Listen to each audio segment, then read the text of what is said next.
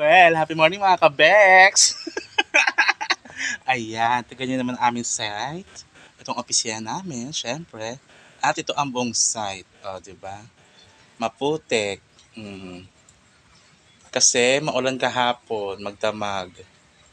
Ngayon, putik ang site. O, diba? Bongga. Lalabas tayo para makita natin. Kaso mabasa tayo ng ulan. O, ayan o. Putik ng site. Diba? Hanggang doon. Ayan. Oh, bongga. Diba? Tapos dito pa. Oh, may kanal kami dito. Oh. Ayan ang kanal. Oh, ayan. Ah, diba? Parang dinaysa kang tubig. Siyempre, dahil umuulan, babalik tayo sa barracks. Kasi it's raining.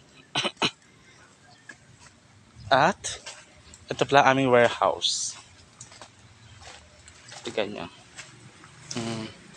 Ito, aming warehouse. O, diba? O, may caution dun sa dulo nakalagay. Hazardous waste materials. Ayan. Diba? At ito ang mga gamit. Ayan. Ito, panglagay ito sa ano sa bubong para hindi masyado mainit. Oh, ano man tawag dito? Kalimutan ko tawag dito Ayan. Tapos syempre, meron kaming table dito sa warehouse. Yan. At sa kabila naman, merong ito. OMG! OMG! Ang aming semento.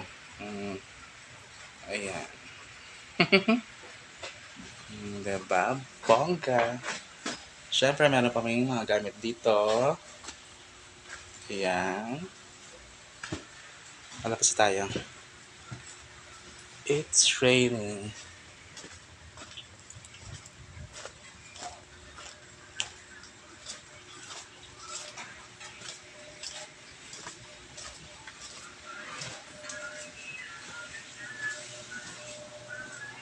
Siyempre, dito tayo sa aming canteen area.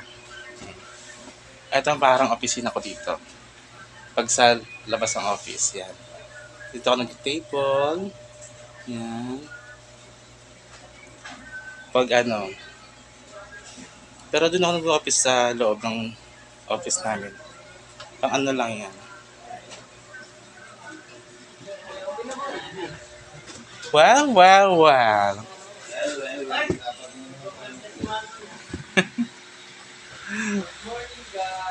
Bye mga ka-Bex! Isama ko nga kayo para kasama kayo. Ayan, diba? Bongga, si Bento, tsaka si Michael. Ay, pala yung vlogger na naligaw sa Antipolo. Grabe siya, naligaw daw ako. Ay, pala yung vlogger, si Mami naligaw sa Antipolo. Makatawa, bagas ha.